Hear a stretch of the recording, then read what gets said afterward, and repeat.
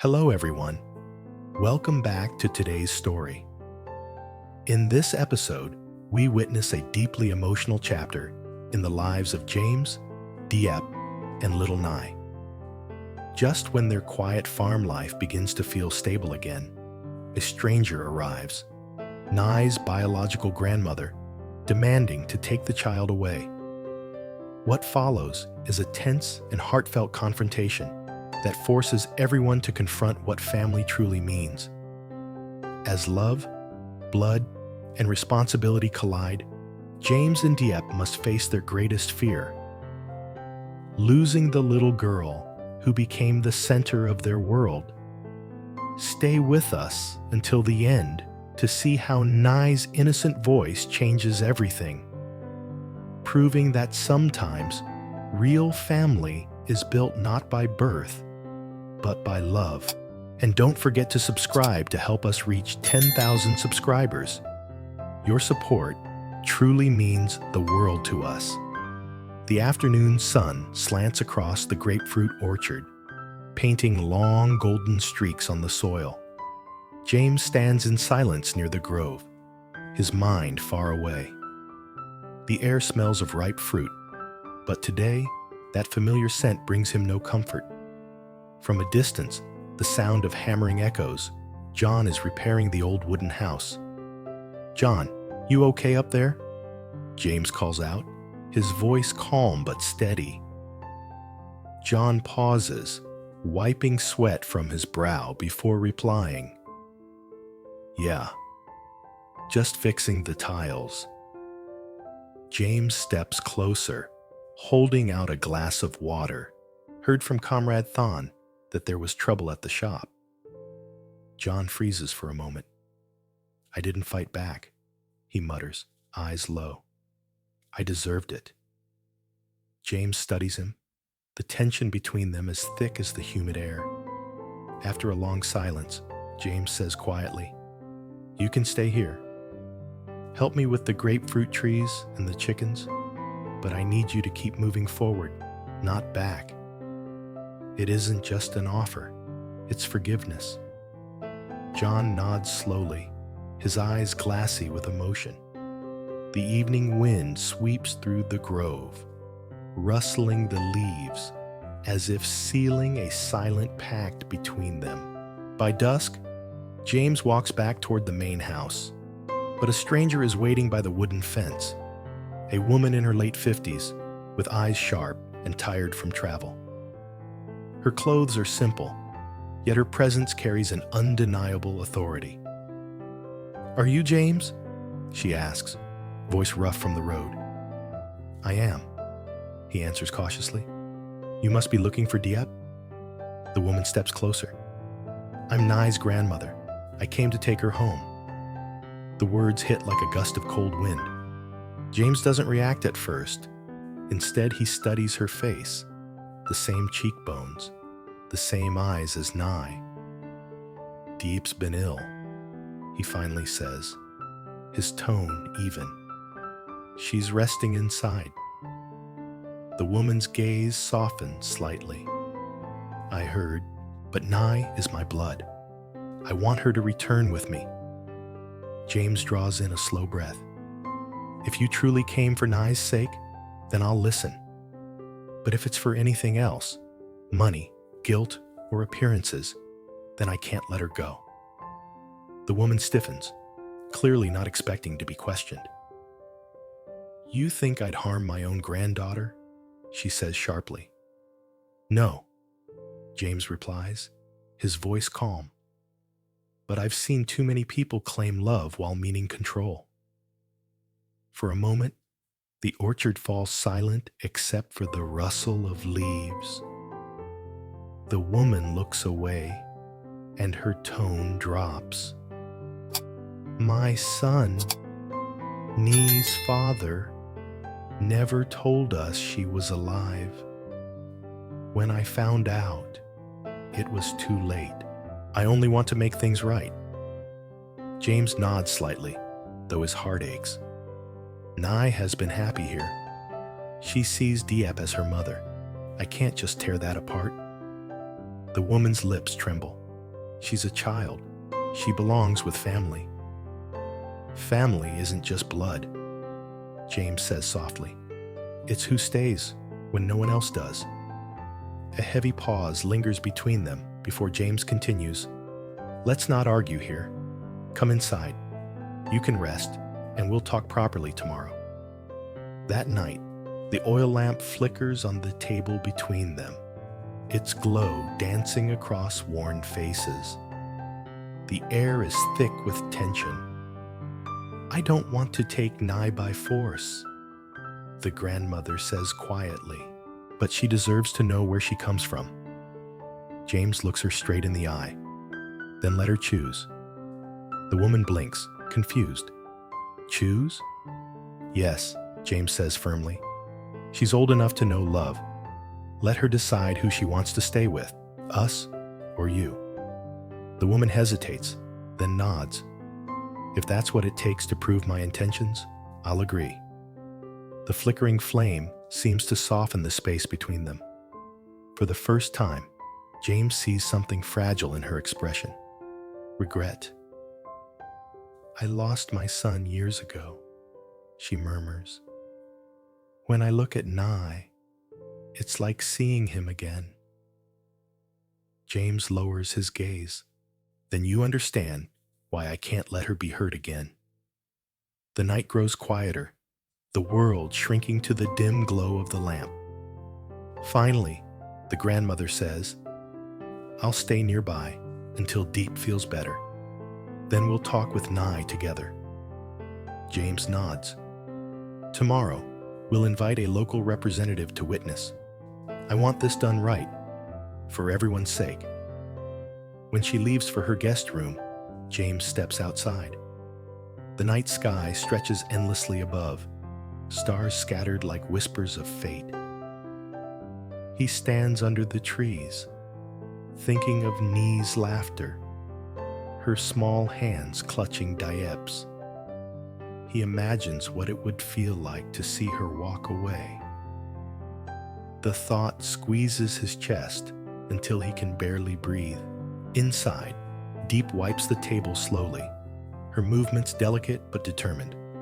When James enters, she glances up with a weary smile. You're back. He approaches, frowning. You shouldn't be up. You need rest. I can't just lie around, she says softly. It helps me forget the pain. James sighs, sitting beside her. You shouldn't push yourself. The doctor said, I know, she interrupts gently, but I need to keep my hands busy. He hesitates, then finally speaks the words he's been holding back. Nye's grandmother came. She wants to take Nye back. Diep freezes, her fingers tightening around the rag she's holding. Take her back? Her voice cracks slightly. James nods. She said she's family. I told her Nye should decide. Diep turns away, her face pale. If that's what Nye wants, I won't stop her. Diep, James says quietly, reaching for her hand. Don't say that. You've raised her, loved her. You're her mother in every way that matters. Tears well up in Diep's eyes, glistening in the lamplight. But I'm not her blood, James. Maybe she'll want to know where she came from.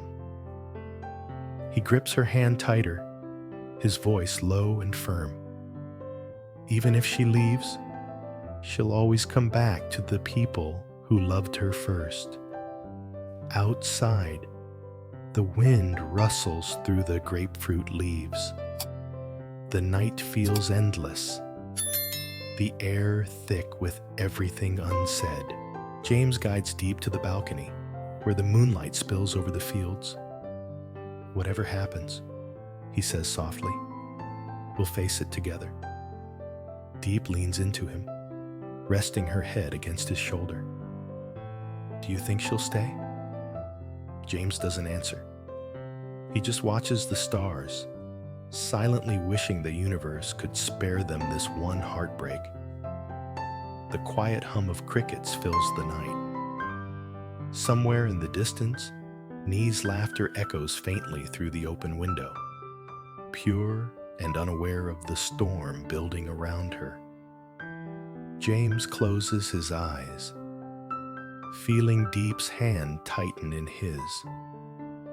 Tomorrow, everything could change, but tonight at least, they still have this, each other, and the fragile peace before the dawn brings its reckoning.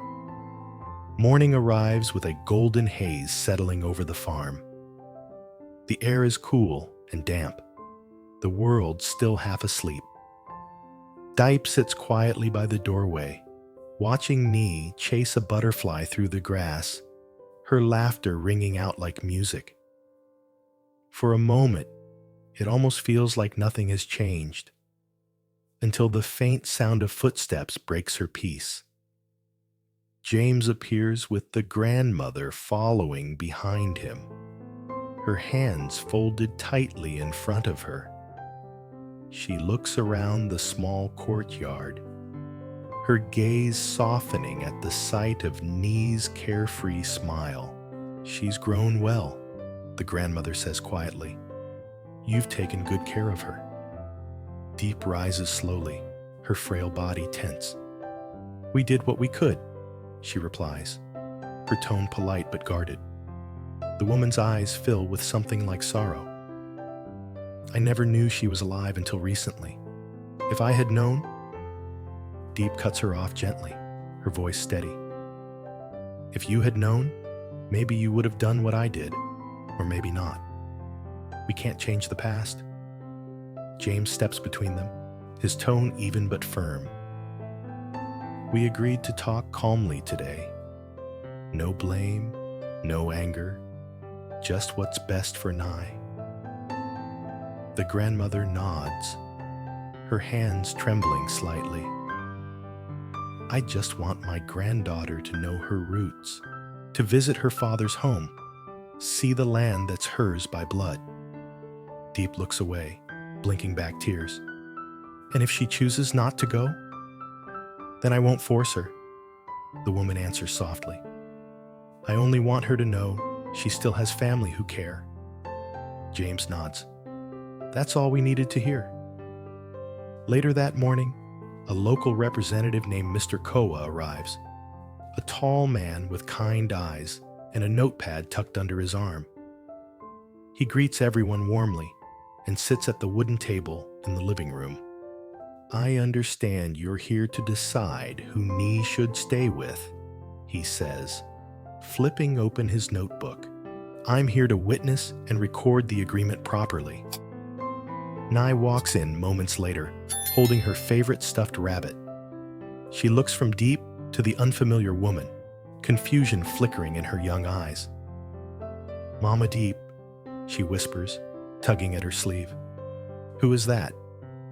Diep kneels, forcing a smile. "That's your grandmother, sweetheart. She came to meet you." The little girl turns to the older woman, her voice hesitant. "Grandmother?" The woman nods, eyes brimming with emotion. "Yes, my dear. I'm your father's mother. I came a long way to see you." Nee tilts her head, studying her face. "You look like Papa in the photo," she says softly. And for a second, joy flickers in the woman's eyes. James steps closer. "Nye," he says gently, "your grandmother wants to take you to live with her for a while, but the choice is yours. You can stay here with us, or you can go. No one will be angry, no matter what you decide." The room goes silent. Even the birds outside seem to stop singing. Nye looks between them all, her tiny brows furrowing as if carrying a weight far too big for her age. Diep reaches for her hand, her own voice trembling. "Whatever you choose, my heart will always be with you." For a long moment, Nee says nothing. Then she looks at her grandmother and asks softly, "Will Mama Diep come too?" The woman hesitates, her throat tightening. "No, child. But you can visit her whenever you want. Nye frowns. Then I don't want to go. Tears slip down Diep's cheeks as James exhales, relief flooding his face. Are you sure, Nye? He asks gently. The little girl nods with a firmness that surprises everyone. Mama Diep needs me. She gets tired. And Papa James still burns the rice sometimes. Laughter breaks the tension, even from the grandmother, whose eyes shine with both sadness and admiration. She's stubborn, the woman says softly, wiping her tears. Just like her father was. Mr. Koa smiles kindly. Then it's decided.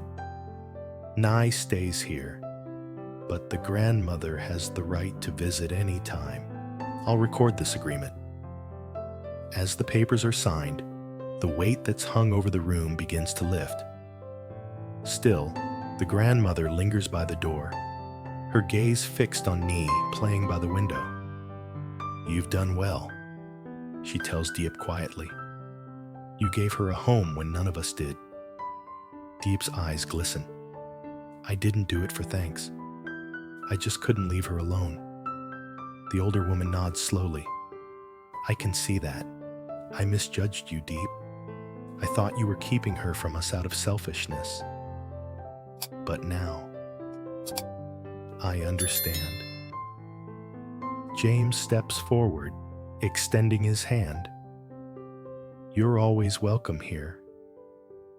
Nye deserves to know every side of her family. Let's make that possible. For a moment, the grandmother hesitates, then takes his hand. Thank you, she says quietly. As she leaves the yard, Nee runs after her, slipping a small paper into her hand. Grandmother, she says, smiling shyly, this is for you. The woman unfolds it. A drawing of 3 people holding hands under a grapefruit tree. Written in uneven letters beneath it are the words, My Family. Her lips tremble as she looks down at the simple sketch.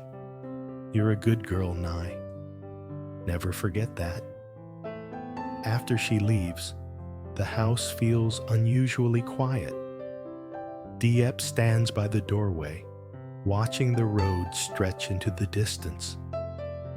She's gone, James says softly, stepping beside her, and you did well. Diep nods, though her heart still aches. I don't want to take Nye from anyone, but the thought of losing her. James places a hand on her shoulder. You won't. What's meant to stay will stay. As the afternoon light filters through the trees, Nye comes running back inside, breathless and laughing. Papa James, the chickens are fighting again. James chuckles, shaking his head. Guess I'd better break it up before they ruin dinner. Diep watches him go, her heart swelling with quiet gratitude.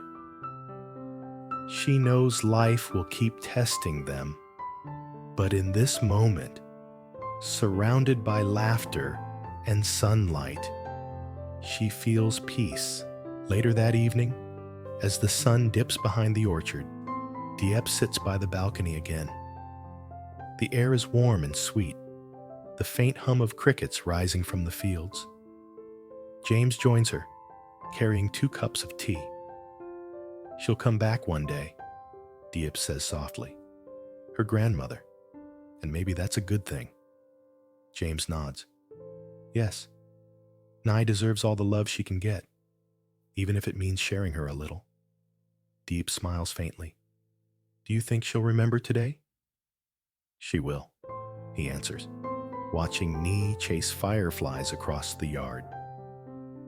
Because she learned something most adults never do. That love isn't about who owns you.